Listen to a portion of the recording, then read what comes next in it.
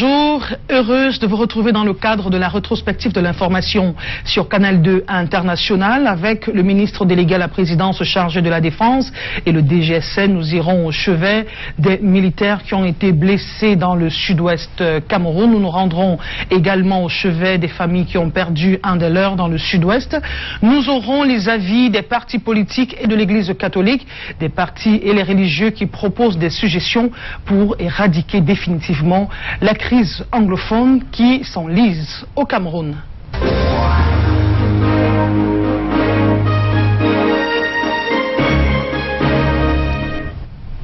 Alors, en première partie, nous recevons André Blaise Essama. Il est activiste, il est combattant, il est résistant. André Blaise Essama, bonjour et bienvenue sur Canal 2 International. Merci encore de me recevoir une deuxième fois sur le plateau de Rétro. Monique Naossi, je suis très heureux d'être présent. J'espère être à la hauteur des réponses de ce nombreux public de Canal 2 qui nous suit à l'instant. Merci beaucoup. Alors, vous avez beaucoup de qualificatifs. Vous êtes activiste, vous êtes résistant, vous êtes combattant. Tous ces qualificatifs disent-ils la même chose? Je pense qu'il faut peut-être dire que je suis simplement serviteur. C'est peut-être activiste dans les premières heures de ces interrogations sur nos places publiques où on était passif. Et je crois que la plupart des Camerounais de l'époque coloniale étaient de la génération Lorchou. Vous savez, en bas, Mileke, lorsqu'on dit Lorchou ferme ta bouche, nous étions dans des gens que les colons, quand ils arrivaient, vous devez enlever le chapeau, vous devez vous décaper, mais moi j'enlève le chapeau devant votre beauté magistrale. Merci. Beauté et surtout devant les téléspectateurs qui ont soutenu grandement ce que j'ai posé comme acte à Bonacouama. Je crois que quand nous avions été très humbles, très accueillants vis-à-vis des colons, ils en ont profité pour faire de notre pays leur chasse gardée.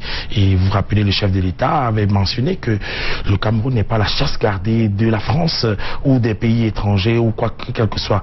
Parce qu'il y a des nationalistes comme Ruben Oumiobe, comme Ernest Wandier, comme Félix Roland Moumier, comme Osende Afana.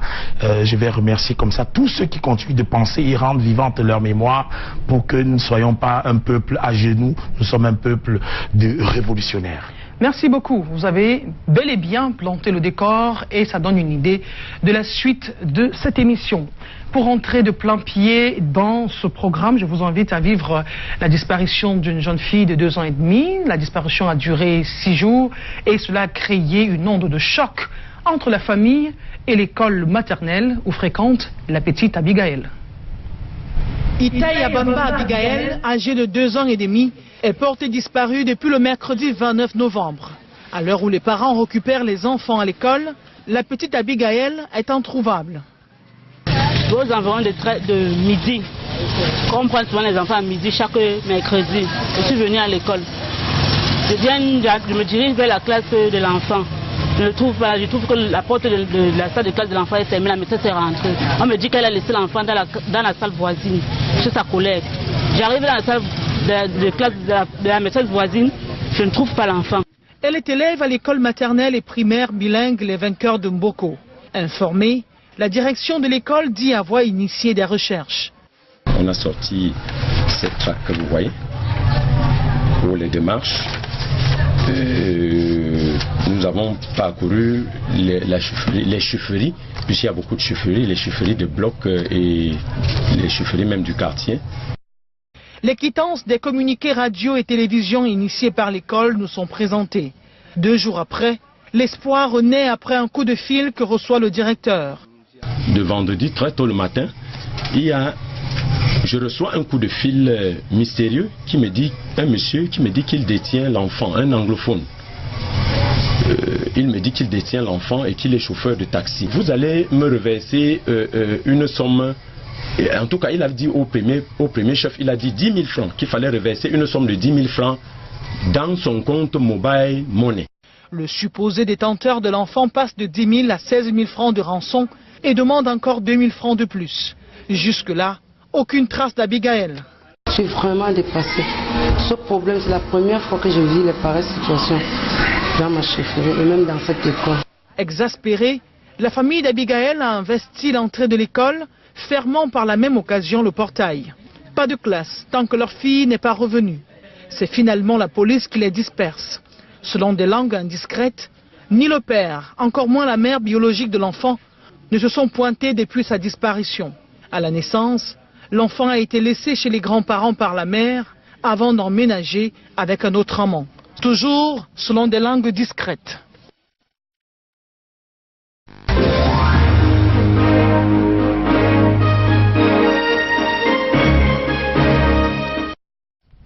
Après diffusion de ce reportage, l'enfant, la petite Abigail, a été retrouvée le lendemain et selon les premiers éléments d'enquête, elle aurait été enlevée par son père biologique. Aimée Catherine Moukouri et Patrice Foucault. La petite Abigail et sa famille se souviendront forcément de ce mois de décembre. Après 10 jours passés avec des inconnus, elle est ramenée auprès des siens. Une grande joie pour tous les habitants de son quartier.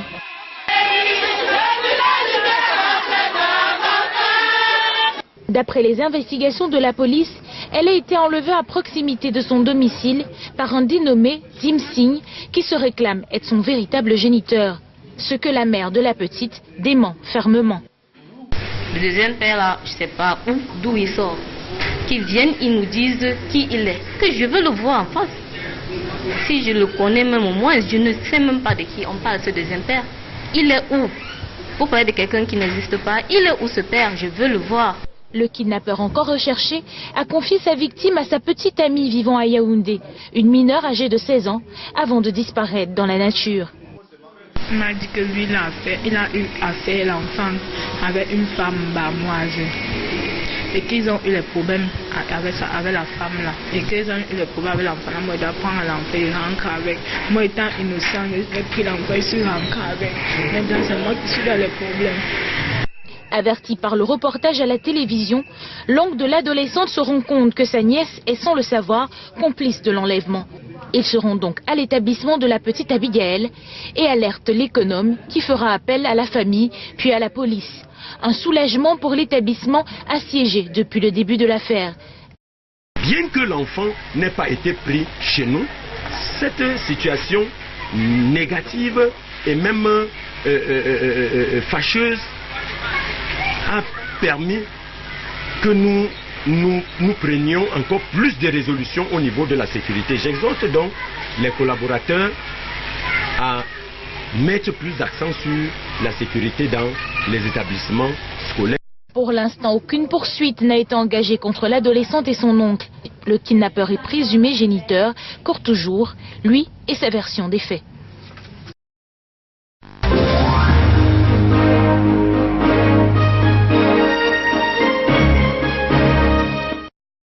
Alors, ce reportage ressemble à un film de science-fiction. Qu'est-ce que ça vous suggère? Je vais féliciter déjà d'abord la mère innocente qui a eu on lui a confié le bébé qui ne lui appartenait pas. Félicitations encore à cette fille en larmes. Je lui dis encore bravo et du courage aussi au cousin qui a dénoncé parce qu'il a vu, et surtout merci à Canal 2 International parce que c'est grâce à ces images que les familles, donc merci à ceux qui regardent la télévision pour comprendre et surtout aider les populations à aujourd'hui faire le travail des responsables publics qui prennent l'argent à la fin de mois mais qui ne font pas leur travail. Parce que moi, si je suis responsable de la mairie, je vais m'assurer à ce que j'ai le numéro de tous les établissements et nous aurons des réunions régulièrement avec les chefs d'établissement pour encadrer les enfants, pour donner un certain code. Moi, je suis impressionné, Nancy, que nous ayons peut-être, nous ayons à Bonadjo les établissements des Français, mais ils sont très bien gardés, hein. Les enfants français, dès qu'ils sortent des établissements scolaires, immédiatement, vous allez voir la sécurité. Il y a la sécurité ici à Bonadjo, à l'établissement, mais allez voir les établissements camerounais. Pour qui travaillons? Pour qui travaillent ces personnes qui aujourd'hui sont des responsabilités publiques? Pour qui travaillent-elles? Si on va voir des militaires, des policiers devant les établissements français et que devant les établissements camerounais, il n'y a même pas la peur, parce que c'est la peur du gendarme qui fait qu'il y ait ce genre d'absence de comportement maladroit. Moi, je félicite encore tous ceux qui vont être vigilants et merci encore à Canal 2 qui a filmé le caméraman et qui a diffusé les images pour qu'on retrouve Abigail. Vraiment, joyeuse fête à Abigail. Je vais lui remettre un cadeau de fin d'année. Ce sera la fin de l'émission, naturellement. Les jeunes disent revenons à l'installation du monument de l'artiste plasticienne française Sylvie Blochet au carrefour mobile Bonaquamon avec ce reportage signé Cathy Ken et Henri Tinda. Vous vivrez les réactions des populations, notamment les conducteurs de moto. Reportage.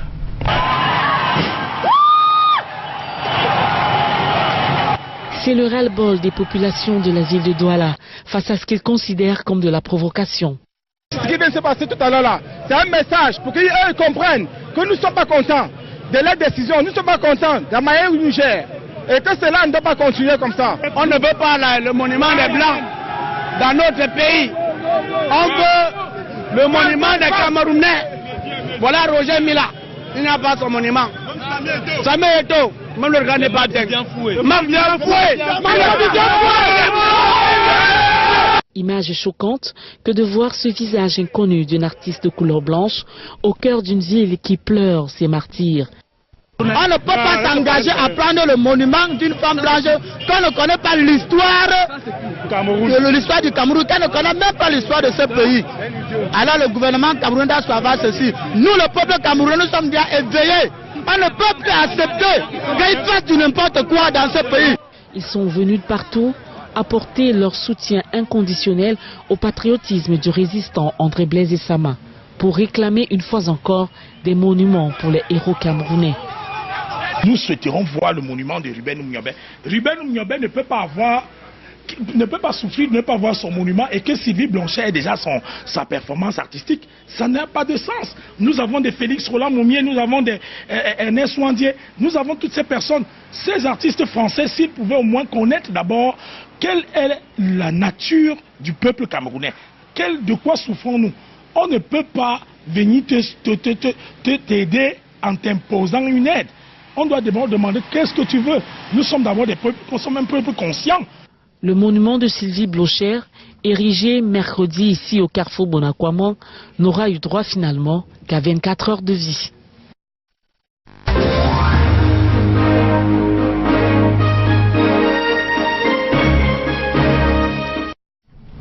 André Blaise Essama, c'est pas la première fois que vous démolissez un monument placé dans la ville de Douala, notamment à ce point névralgique de la ville de Douala. Vous avez fait la prison, vous avez passé des mois avant d'entrer dans ce studio. Vous sortez de la cellule après démolition de cette sculpture de l'artiste française Sylvie Blochet. Vous faites, on dirait, une sorte de bras de fer avec les autorités. Qu'est-ce qui vous conforte dans votre démarche ? Je vais d'abord féliciter Cathy Ken qui a réalisé l'élément. Moi, j'avais pas vu parce que il fallait pas que je fasse qu'il y ait confrontation de la population et des forces de police qui allaient arriver. Vraiment, merci à Cathy Ken de m'avoir montré qu'il y avait effectivement cette soif, cette faim de Camerounais, parce que j'ai dit merci à tous ces Camerounais, ces braves Camerounais qui, même devant le chef de l'État, c'est la voix du peuple qu'il faut qu'il entende. Le président de la République, effectivement, n'a aussi sort dans le journal officiel de la République du Cameroun le 15 janvier 1991, la loi 91-22 du 16 décembre 91 portant réhabilitation de certaines figures de l'histoire du Cameroun. Je peux vous la faire lire. Et là, il est mentionné: la présente loi porte réhabilitation des grandes figures de l'histoire du Cameroun, aujourd'hui disparues, qui ont œuvré pour la naissance du sentiment national, qui ont œuvré pour l'indépendance, qui ont œuvré pour la construction du pays. Et c'est le rayonnement de l'histoire et de la culture du Cameroun qu'il faut aujourd'hui mettre sur les places publiques, parce que les places publiques sont réservées pour glorifier donc toutes ces personnes qui ont œuvré dans ce sens. Et on peut en citer les journalistes camerounais de Canal 2 comme Cathy Ken, comme Naoussi. Vous êtes en train d'écrire l'histoire du Cameroun. Et aujourd'hui, on connaît très bien monsieur Anani Rabiabindi avec la Tribune de l'Histoire. Il écrit et il fait toujours des recherches en ce domaine. Et c'est pour ça que nous sommes donc là, pour écrire l'histoire du Cameroun. Patrice Lumumba disait, il arrivera un moment où l'Afrique va être capable d'écrire sa propre histoire. Et ce jour sera le jour de gloire. Et c'est bien sûr cette belle occasion que vous donnez à Essama de répondre en disant Ruben Oumniobé. Ce mot aujourd'hui, Mpodol, qui a été assassiné par la France. Bien sûr que la femme française va venir avec un modèle qu'elle vient s'excuser. Imaginons que le message s'efface. Je ne sais pas par quel miracle. Elle sera en train d'avoir les mains en train de se glorifier. Oui, j'ai le message, il est quand même fort, bien que je n'en ai pas le droit. Je présente mes excuses. On n'a pas vu un chef d'État français le dire aussi vertement. Je vais vraiment enlever mon chapeau pour donner une réponse. J'enlève ce chapeau pour donner une réponse très simple. Je ne peux pas venir vous demander les excuses avec le monument de Hitler. Si je suis aujourd'hui français, aux Champs-Élysées, Hitler n'a pas sa place, même s'il est monument.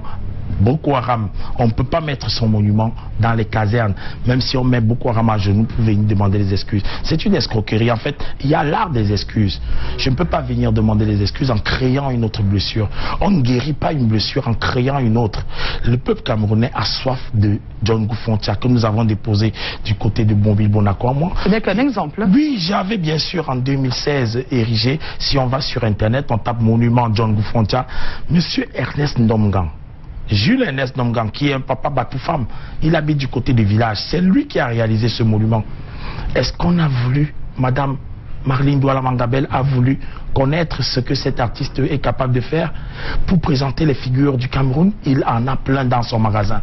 On a le roi Njoya, on a Ernest Wandi, on a Ruben Oumiobe, on a les femmes, il y a Anne Marizi, il y a le monument de Moïse Banteke, il y a le monument de Marc-Vivien Fouet. Tout ce que les Camerounais demandent là, aller à village. Le Carrefour, il y a un quartier, le quartier de l'artiste Ndomgan Jules Ernest. Celui qui a fabriqué le monument de Mbappé Lépé.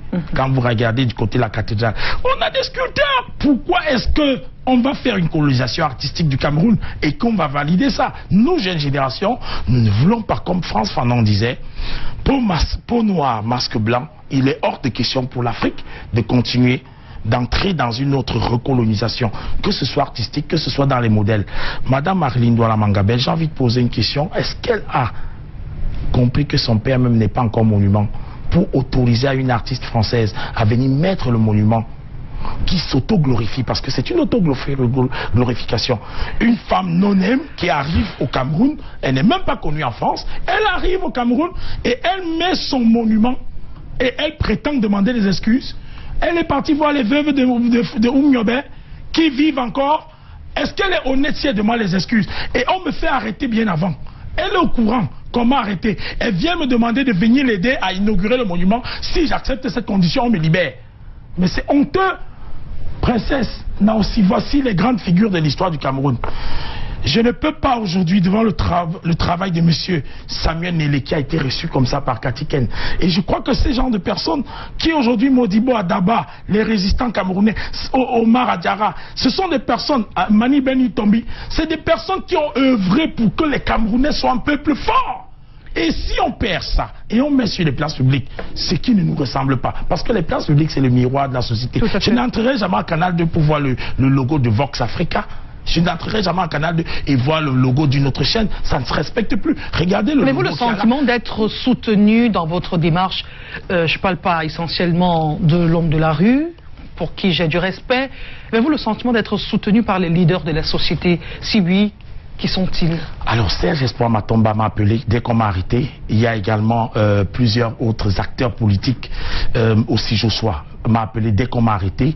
Je n'oublie pas de toutes ces personnes qui aujourd'hui de la société civile m'ont interpellé en venant me rendre visite. Les membres du gouvernement, les fonctionnaires, oui, est-ce qu'il y en a? Le fils du président, M. Baoula, est venu en cellule. Il a dit, attends, t'inquiète pas, cette affaire, on ne peut pas continuer de laisser que celui qui ne bénéficie que de la grâce du décret, même s'il est ami avec les Français, il peut créer cette amitié. Il n'a qu'à aller à Bordeaux inaugurer sur le tramway ville de Douala, en quoi les populations de Douala sont concernées. Nous vivons toujours les embouteillages. Princesse, toi-même tu connais, quand tu arrives à Bonacou, à une certaine heure, c'est en sens inverse qu'on roule. Même les autorités, je déconseille au président de la République, Paul Biya, de venir à Douala à une certaine heure, comme 17h, 18h. À Bonacou, moi, monsieur le chef d'État, vous ne pouvez pas. Permettez que vous constatiez quelque chose, princesse, là aussi. Aucune personne de référence de Southern Cameroun n'est honorée à Douala. John Goufontia, Emmanuel Ndélé, Salmon Tandemouna, je sais pas, je peux pas citer toutes ces personnes, mais aucun fond n'est honoré, alors que ce sont les pères fondateurs. Le Cameroun est de la partie nord-ouest sud-ouest Cameroun avec des papas qui ont œuvré pour que nous soyons un Cameroun uni. Et ce qui pose le problème, c'est effectivement la méconnaissance de cette culture. Parce que rien n'écrit en anglais sur les places publiques à Douala, les plaques signalétiques, la toponymie des rues, ces villes de Douala. Il n'y a pas que les francophones à Douala. Il y a aussi des Anglais, on doit voir Street of Douala. On doit voir des monuments, des figures, des papas qui ressemblent aux tenues que je porte, aux chapeaux que je porte. C'est peut-être pour ça que je suis venu avec ce genre de vêtements. Parce que les papas vous me donnez envie de vous demander que vous remettez en question le contenu des enseignements dans les écoles, parce que selon vous, il n'y a pas assez de la culture de nationaliste qui rappelle l'histoire de notre pays et qui devrait amener les enfants à glorifier ceux qui ont versé de leur sang pour que le Cameroun... vu, parce que vous lisez dans ma pensée et je me rends compte que vous êtes moi, parce que là aussi vous êtes en train de constater que la plupart des rues, rue Fauche, rue Gallieni, rue Surcouf, rue Scaras, toutes ces rues qui honorent la colonisation, Avenue Mniobé, on ne peut pas mettre ça. Et regardez un peu à quel point... Il y a un monument Samuel Eto'o fils, un commandant également. Ce n'était pas inauguré officiellement et ça ne ressemble même pas à Samuel Eto'o. Et ce n'est pas digne d'une place Samuel Eto'o. Quand vous regardez sur Internet, allez taper sur Facebook Samuel Eto'o. Il a des millions de fans. Et vous ne pouvez pas honorer un monsieur comme lui qui est une légende, qui est une lumière de la jeunesse africaine. À un petit carrefour. Roger Mila également, hein. Roger Mila, malheureusement, n'a qu'un petit... Et même cette avenue, Roger Mila est arrivé même par force, parce qu'on a trop insisté. Il est impossible de voir qu'est-ce qui glorifie Roger Mila. Mbappé Lépé, voilà son stade, à quoi ça ressemble. Mais quelqu'un est délégué du gouvernement depuis 10 ans déjà, mais on ne voit rien qui a été fait pour la mémoire même de Douala Mangabel, où il a été tué, vous connaissez la marine marchande. C'est honteux de voir que la place qui est réservée à ceux qui ont la peau noire à Douala, au Cameroun, même à ceux qui ont la peau noire, continue d'être méprisé. Donc, en fait, pour être bien vu, il faut être blanc. Nous allons évoluer dans ce programme, versant sécuritaire bien sûr. Nous allons vivre cette visite du ministre délégué à la présidence chargé de la Défense et le DGSN. Ils se sont rendus au chevet des militaires blessés dans le nord-ouest et dans le sud-ouest Cameroun et pris en charge à la garnison militaire de Douala. Et notre reportage reviendra bien sûr sur la visite des familles qui ont perdu l'un des leurs dans le sud-ouest Cameroun. Adjama Ramou, Arnaud Ngefak et Eric Nguélé dans cette série de reportages. Le ministre délégué à la présidence de la République chargé de la Défense et le délégué général à la Sûreté nationale qui parcourt les chambres des blessés des attaques extrémistes dans le sud-ouest du Cameroun. 6 blessés de la dernière attaque de Manfé, internés à la garnison militaire de Douala depuis le 3 décembre. Les lésions, toutes sévères, ont été stabilisées et le docteur Abeng, directeur de l'hôpital, rassure qu'aucun pronostic vital n'est engagé. On peut dire qu'il a été chanceux. Vous savez, les vaisseaux qui passent par là, les vaisseaux assez importants qui passent par là, ont été lésés à moitié. Dans chaque chambre, le ministre Joseph Betty Assomo dit le soutien de l'État camerounais et l'engagement d'une prise en charge totale et complète. Je venais vous porter le message d'encouragement et de félicitations, Monsieur le Président de la République, et aussi celui de l'ensemble de l'armée, qui est solidaire de ce que vous avez. Et nous vous présentons également nos souhaits de bon et rapide rétablissement. Les médecins, les infirmiers sont à vos côtés comme vous le constatez. Nous sommes heureux de voir que l'évolution, votre évolution physique est bonne. Et comme le docteur le dit, vos jours sont hors de danger, donc vous allez vous remettre, vous rétablir. La convalescence pendant le temps qu'il faudra. Déjà 52 blessés des attaques dans le sud-ouest et le nord-ouest du Cameroun en seulement 3 mois, reçus à l'hôpital de la garnison militaire de Douala. Après la ville de Douala, le ministre délégué à la présidence de la République chargé de la Défense a pris la route de Boya, où sont prévues une réunion de sécurité, une rencontre avec les familles de soldats tués. Vendredi aura lieu une cérémonie funéraire des 4 militaires et des 2 policiers des dernières attaques de Manfé. Chaque cliché sur le visage dégage une forte tristesse. Les membres des familles de ces 6 victimes, dont 4 militaires et 2 policiers, ici bien campés aux émotions circonstancielles. Les enfants sont là, mais gardent leur naïveté face à cette tragédie, pourtant devenue orphelin. En face, le ministre délégué à la présidence chargé de la défense, le délégué général à la sûreté nationale et la hiérarchie militaire et policière de la plus haute sphère. Bien perceptible, la lourdeur du chagrin qui habite. Le chef de l'État porte le même chagrin. Il en est très attesté. Nous tous ici, nous portons le même chagrin. Nous sommes profondément attestés. Leurs camarades, leurs supérieurs de l'armée et de la police sont également en deuil. Ici transmis donc le réconfort du chef de l'État et de la nation tout entière. Les familles, dans cette douleur, marquent leur reconnaissance. Chez nous en Afrique, on dit qu'on reconnaît les vrais frères ou les vrais amis lorsqu'on est éprouvé. Sa présence ici nous a beaucoup réconfortés et nous ne pouvons que lui dire merci pour l'acte qu'il a apporté pour nous. Et nous n'oublions pas notre chef d'État, son Excellence Paul Biya, qui a œuvré à ce que nous puissions aller au village enterrer notre frère, notre petit frère qui est mort dans des conditions très tragiques.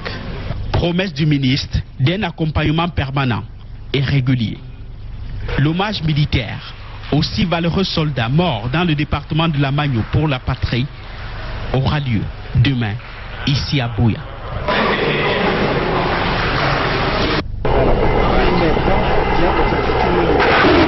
Tir de roquette à partir d'un MiG-17. À sa suite, un tir de canon avec un aéronef de type Z9.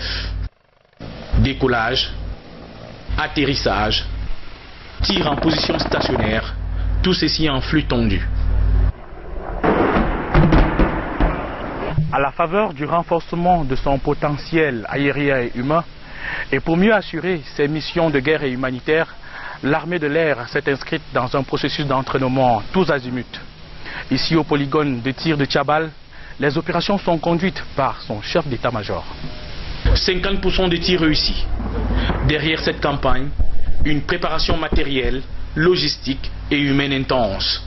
L'armée de l'air s'entraîne pour maintenir sa capacité opérationnelle et son niveau de performance au maximum. Objectif fonctionnel, objectif aussi opérationnel. Vous savez que pour qu'une bonne armée, une armée soit bien efficace, il faut qu'elle s'entraîne. Le troisième objectif, c'était de valider en quelque sorte certaines procédures. Les participants ont la possibilité de s'aguerrir à l'utilisation de leur matériel dans toutes les situations, tout en bénéficiant d'un environnement réaliste. Je ne peux qu'être satisfait. Nous venons ici pour nous entraîner, donc tout ne peut pas se passer bien à 100%. C'est pour ça que nous faisons des débriefings pour essayer de corriger ce qui ne va pas. Une recherche de coordination, d'efficacité et de précision qui vaut son pesant d'or sur tous les théâtres de guerre. Autant le dire, l'armée de l'air est parée à toute éventualité.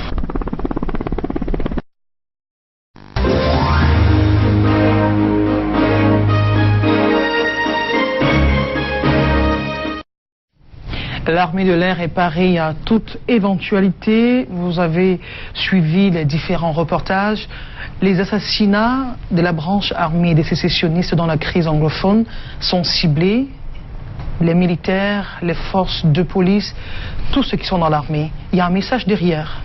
Oui, il y a un message derrière. Le peuple camerounais doit se lever, et surtout comme un seul homme, avec son chef à la tête.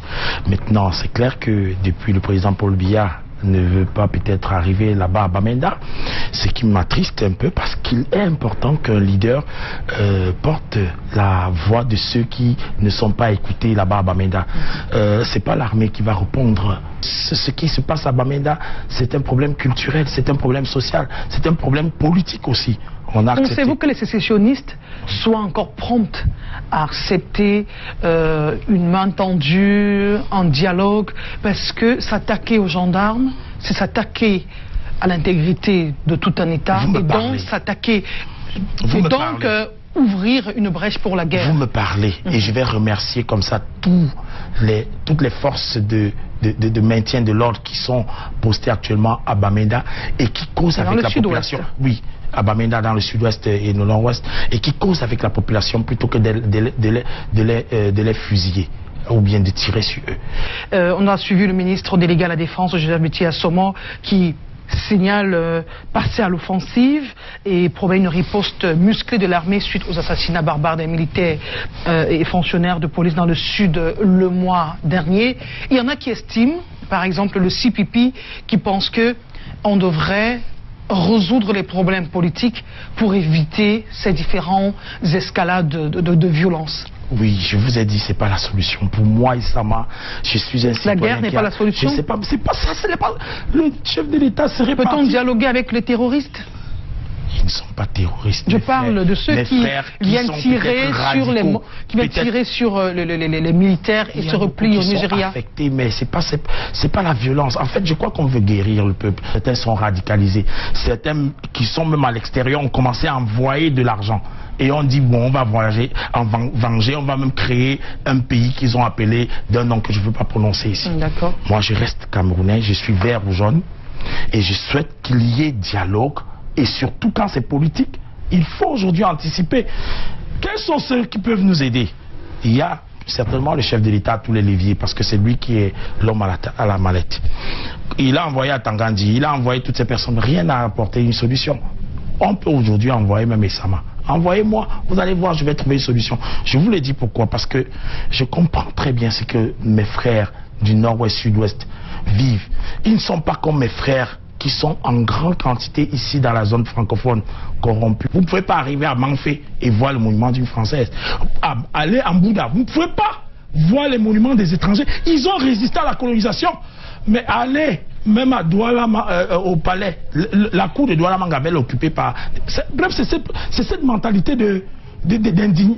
Regardez par exemple, je prends un exemple maintenant, on revient à l'armée. L'armée camerounaise a des personnes qui sont formées dans un canal. Et ce canal aujourd'hui, c'est le commandement. Si ton chef te dit fais comme ça, c'est parce qu'il a reçu, et c'est pour l'intérêt de la survie des troupes. Je félicite déjà le ministre Betty Assomo qui est descendu dans les hôpitaux pour voir ces troupes. Ce sont ces personnes qui meurent parmi les militaires qu'on doit voir héros. Nous allons sortir en sport. Cette semaine, Hugo Bros a été remercié après 2 années passées à la tête des Lions indomptables du Cameroun avec le concours de notre réalisateur Chouapon. Nous allons vivre cette rupture de contrat. C'était la normalisation de la FECAFOOT qui a mis un terme au contrat d'Hugo Bros au Cameroun. Hugo Bros et les Lions indomptables, c'est terminé. La décision a été rendue publique ce jour dans un document signé par les membres du comité de normalisation et la Fédération camerounaise de football.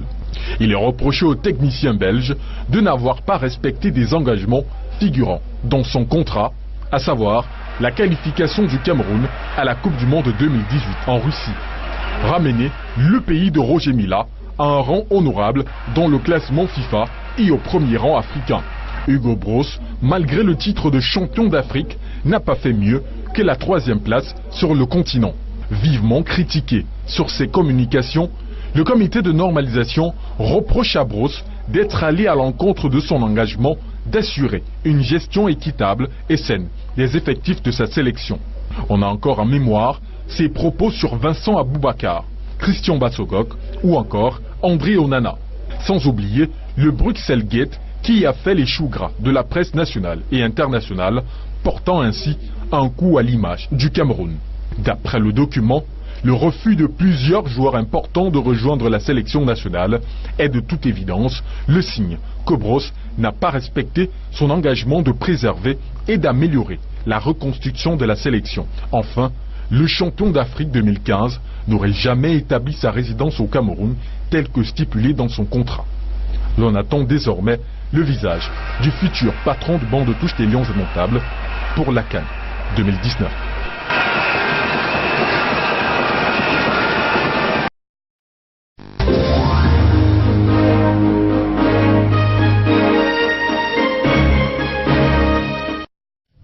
Alors, parmi les griefs reprochés à Hugo Broos, il y a la non-qualification des Lions indomptables du Cameroun à la prochaine Coupe du Monde de Russie 2018. Il n'a pas résidé au Cameroun comme le prévoyaient les dispositions de son contrat. Il a été impliqué dans ce qu'on appelait le Bruxelles Gate. Dans les termes du contrat, il devrait qualifier les Lions indomptables tout au moins à la demi-finale de la Coupe d'Afrique des Nations 2017. Il a fait plus, il a offert un 5e sacre au Cameroun. Il est limogé. Pensez-vous que le départ d'Hugo Broos soit assez sévère ou proportionné? En nationaliste, j'aurais souhaité simplement que le chef de l'État commence à prendre très au sérieux ce qui concerne la volonté du peuple camerounais à avoir des expertises nationales. Les coachs, allez regarder dans le monde entier, quand vous êtes brésilien, ce ne sont que les Brésiliens qui ont augmenté le nombre de victoires à la Coupe du Monde pour avoir plusieurs coupes. Les coachs français, c'est eux-mêmes qui ont pris leur équipe pour avoir plusieurs coupes. Les coachs allemands, ce sont eux qui coachent leur équipe nationale. Pourquoi au Cameroun on doit trouver un coach allemand? Il est temps pour nous d'avoir des gens pour la Kono et surtout de leur donner suffisamment de moyens. C'est aujourd'hui que je regrette que on se retrouve en train de dire voilà, on a eu une victoire éphémère, mais voilà un coach qui ne respecte même pas de rester au Cameroun, ne réside au Cameroun. Comment va-t-il détecter les talents? Là aussi, rendez-vous compte, je ne suis pas pour qu'on continue d'avoir un certain regard assez péjoratif sur la peau noire. Parce que la peau noire, je connais plusieurs coachs camerounais. Il y a aujourd'hui Serge Branco. Vous savez ce qu'il fait à l'extérieur? Serge Branco est extraordinaire. Il est en même temps, je ne peux pas oublier, parce que plusieurs footballeurs, il y a Samuel Eto'o qui a été même coach dans son équipe. Mais il est important. Vous pensez qu'il y aurait certaines personnes dessous de table, ceux qui profiteraient des rétrocommissions sur le choix d'un entraîneur, d'un expatrié? Exactement, ils se font un deal et c'est exactement ce qui se passe également sur les places publiques avec des monuments. Beaucoup se retrouvent en train d'avoir des perdièmes et ils disent bon, Aka, si ce n'est même pas pour la victoire, prends ta part, ça fait quoi? Monsieur Amadou Iya Mohamed, qui est aujourd'hui en prison. C'est pas sérieux quand même qu'on fasse que l'argent passe partout. L'argent ne doit pas être ce qui va motiver. Les Roger Mila ne jouaient pas comme ça pour de l'argent au départ. Moi et Sama, je suis pas en train d'aller en prison pour de l'argent. Mais je suis très content de savoir que le résultat à la fin, voilà, on a approché le monument de Oumiobe, le délégué est en train de déposer 15 millions, mais on attend que Market House reçoive la lettre de la communauté urbaine. Ce que je veux dire, c'est que aujourd'hui le football camerounais est encore dans la mafia. Et je souhaite vraiment que M. Happy, qui aujourd'hui est en train de normaliser, ce qui est toujours anormal, ça continue toujours parce que cette décision-là ne participe pas à rassurer le public camerounais. Moi, je suis un amoureux du sport. Hugo Broos a affirmé dans un entretien accordé à un journal en ligne que le Cameroun lui doit beaucoup d'argent et que le Cameroun devrait lui payer son argent. On va s'ouvrir sur une autre saga judiciaire. Ça fait pitié parce que voilà un étranger qui vient se retrouver en train d'exiger beaucoup d'argent. Je crois qu'à la fin, il est important que nous soyons patriotes dans tout ce que nous faisons, que les décisions du ministère du sport, parce qu'on connaît très bien son rapport avec la première dame, il faut qu'on soit patriote et qu'on serve le sport avec des sportifs qui aient de l'expertise. Il y a plusieurs pays du monde qui nous montrent comment on fait dans leur pays. Moi, je n'ai jamais vu on gagner une Coupe du Monde au Brésil avec un coach allemand. D'accord. Franchement, il est important. Cet après-midi, nous allons vivre la messe du football. Ce sera la finale de la Coupe du Cameroun. UMS de Loum contre New Star de Douala. Ce sera certainement une belle rencontre et nous en reparlerons dans nos éditions de sport. Votre mot de fin, André Blaise Sama? Oui, c'est effectivement dans le quartier d'une très belle reine. Moi, j'appelle la rue Beko Sadé parce que rue Fauche, Ferdinand Fauche n'a jamais été ici au Cameroun. Elle a réalisé le monument de Samuel Eto'o et je souhaite véritablement que le public qui a soutenu le départ du monument de Madame Sylvie Blochet, qui est une escroquerie pour nous. Je souhaite véritablement que sur Facebook, sur Internet, que nous continuions de militer pour que nos places publiques fassent les lumières, pour que les talents ne partent plus du côté de l'Algérie, du côté de la Libye, que les Camerounais continuent de croire en leur pays. Merci beaucoup.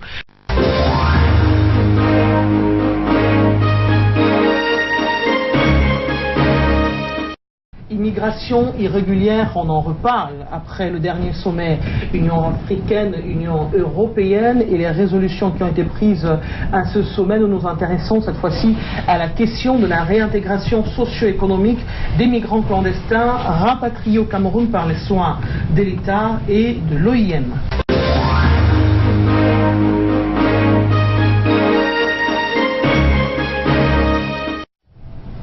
Pour aborder la thématique, nous recevons sur ce plateau René Kouya. Il est le promoteur de l'ONG PARDIC et le partenaire la réintégration socio-économique des migrants clandestins. Il est le partenaire de l'OIM. René Kouya, bonjour et bienvenue sur Canal 2 International. Bonjour Moni, merci. Je rappelle que vous êtes parti de Yaoundé très tôt ce matin pour honorer ce rendez-vous de la Retro. Oui, grâce à Dieu, j'y suis. Merci beaucoup. Alors, quand on parle d'intégration socio-économique des migrants clandestins, à quoi peut-on s'attendre exactement? Il faut premièrement parler de la réintégration dans les familles nucléaires, premièrement, et puis maintenant dans l'insertion de la vie active au Cameroun. Et en quoi consiste exactement votre accompagnement, puisque, il faut le dire, c'est depuis 2017 que vous prenez en charge les migrants qui ont accepté de retourner au Cameroun. Vous avez encadré près de 600 d'entre eux. Quel est votre travail au quotidien avec ces migrants qui ont accepté de revenir au pays? Un plan de formation avait été mis sur pied dans 2 régions au Cameroun. La région du centre, 300 migrants devant subir des formations en ce qui concerne l'élevage de poulets de chair et 300 migrants vivant dans la région du littoral, dans le domaine de l'agriculture. Comment cultiver, mettre sur pied les plantations de bananes, plantains. D'accord. Et si on parlait de bilan, justement? Le bilan au niveau des formations est positif. Mais maintenant, après les formations, que sont devenus ces migrants-là? C'est ça ce qui est très très important au niveau des success stories. D'accord. Quand on parlait de success stories, la formation a été bien assurée. Maintenant, on s'attendrait à les voir ouvrir leur boulot, je vais parler, mettre sur pied un plan d'action, un projet, un générateur de revenus. Qu'en est-il exactement rendu à la date d'aujourd'hui? Actuellement, il y a d'autres qui ont commencé par mettre sur pied certains projets au travers des solutions endogènes, avec leurs propres moyens, les moyens de leur famille, ainsi de suite. Il y a d'autres qui attendent des solutions exogènes. Donc ils attendent des financements promis par certains bailleurs de fonds, tels que OIM et d'autres partenaires, ainsi que les programmes déjà qui existent au Cameroun. Il y a des difficultés particulières à travailler avec, je ne vais pas parler de catégories sociales de personnes, mais ceux qui ont connu cette aventure et aujourd'hui doivent s'approprier un nouvel environnement qui est certes leur pays, mais devrait dire niette la route de l'aventure. Désormais je vais travailler dans mon pays et puis j'approprie cette autre opportunité qui m'est offerte.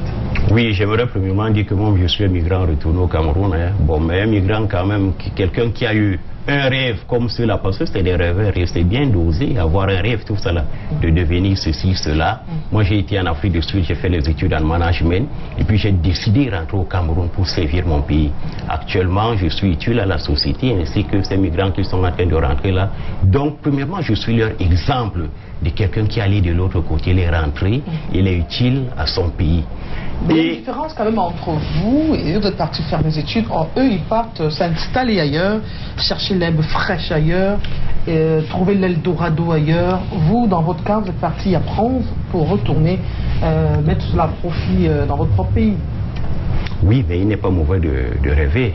Bon, sauf que bon, quand ça tourne autrement, vous savez, chacun de nous, il a un destin. Et quand ça tourne autrement, il faut avoir le courage de rentrer. Et lorsqu'ils rentrent, ils ont besoin d'un réarmement moral. C'est ce que moi j'ai premièrement noté. Ils ont besoin de ce réarmement moral-là. Ils ont besoin d'être acceptés par les leurs. Et il faut un accompagnement. Il faut un accompagnement. Il faut que beaucoup de partenaires les viennent en aide. Déjà à partir de leur famille, OIM, l'État du Cameroun, tout ça là. Afin qu'ils puissent mettre sur pied les micro-projets communautaires. Afin que demain, ces gars-là puissent devenir autonomes. Et puis maintenant, servir d'exemple à tous ceux qui ont des envies. Tous ceux qui pensent que le Eldorado c'est de l'autre côté. Le Eldorado c'est ici, ce n'est pas de l'autre côté. Donc il faut d'abord que ceux-ci, comme ils sont rentrés là, qu'on les encadre, qu'on les accompagne à la mise en œuvre de leurs propres micro-projets, qu'on les apporte des fonds.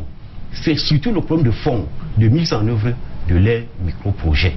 Si on les appuie sur le plan financier, sur le plan technique, avec toutes les parties prenantes, ils vont devenir des ambassadeurs, des exemples. Mais si on ne le fait pas, même eux-mêmes, ils vont encore reprendre le goût de repartir de l'autre côté. Donc c'est un problème d'encadrement, c'est un problème de soutien.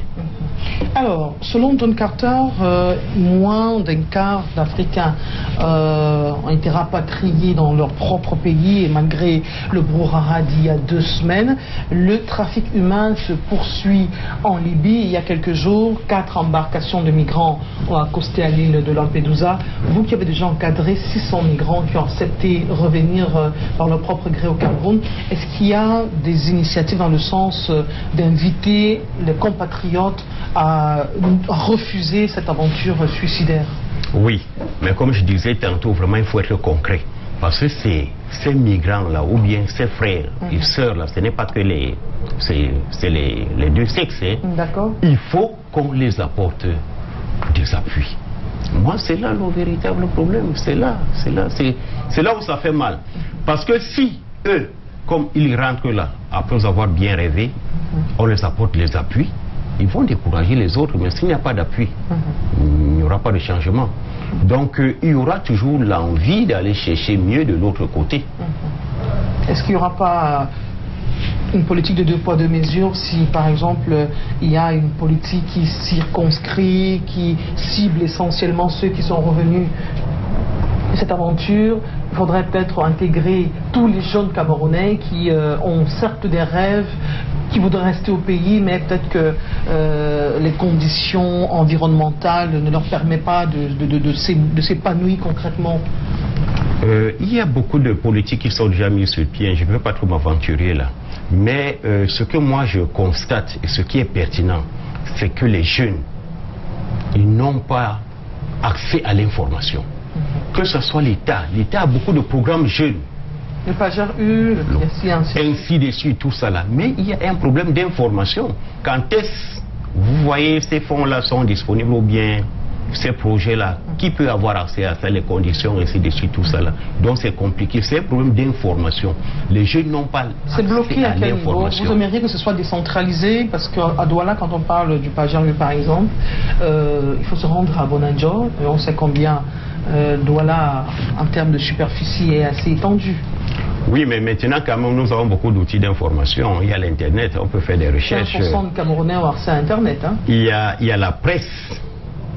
Il y a la presse publique qui publie tous les jours des informations par rapport au programme qui existe. Donc, il y a le WhatsApp, il y a ainsi de suite, il y a le bouche à oreille, tout et tout. Il y a même du fait que quand tu es armé d'une volonté de recherche, le jour se lève, tu vas dans les ministères t'informer, il y a les babillards, ainsi de suite, il y a plusieurs supports.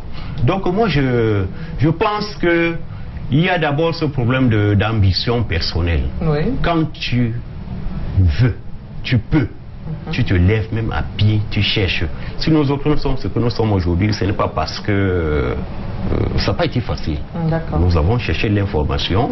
Moi, par exemple, pour mettre sur pied cette ONG, j'ai parcouru la loi. Après la loi, maintenant, les administrations compétentes. Et ainsi de suite. Et c'est comme ça tous les jours.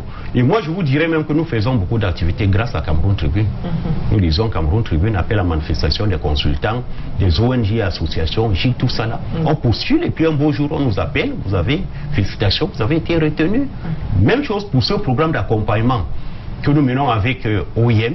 Nous avons lu ça dans Cameroun Tribune en décembre 2016. Nous avons postulé. Nous avons eu la grâce d'être choisis. D'accord. Alors, je vais signaler que nous sommes à 399 migrants clandestins qui ont été ramenés au pays. En entrant dans ce studio, nous avons pris le soin d'appeler le point focal OIM du Cameroun. On nous informe de ce que 400 autres personnes arriveront d'ici le 15 et le 16 décembre prochain. Ce sera également le mot de fin pour cette édition de la rétrospective de l'information sur Canal 2 International.